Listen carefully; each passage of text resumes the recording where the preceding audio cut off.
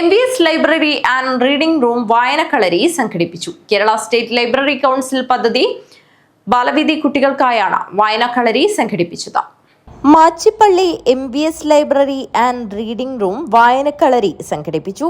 Kerala state library council പദ്ധതി ബാലവേദി കുട്ടികൾക്കായി MVS മാച്ചിപ്പള്ളിയിൽ വെച്ചാണ് പരിപാടി സംഘടിപ്പിച്ചത്. നാടക സിനിമ നടൻ കൂക്കൽ രാഘവൻ ഉദ്ഘാടനം നിർവഹിച്ചു.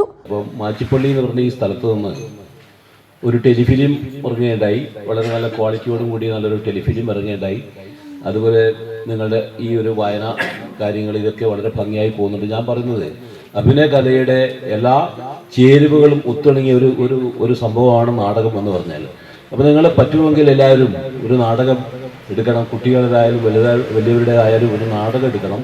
നാടകത്തിൻ്റെ കളരി, ഇപ്പോൾ വായന കളരി എന്ന് പറയുന്ന നാടകത്തിൻ്റെ കളരിയിൽ കൂടി അഭിനയിച്ച് കയറിയാലാണ് നിങ്ങൾക്ക് സുഗമമായിട്ട് മറ്റ് അഭിനയ വേദികളിലൊക്കെ പെർഫോം ചെയ്യാൻ പറ്റുക. വാർഡ് മെമ്പർ സജ്ജിനി മോൾ അധ്യക്ഷത വഹിച്ചു.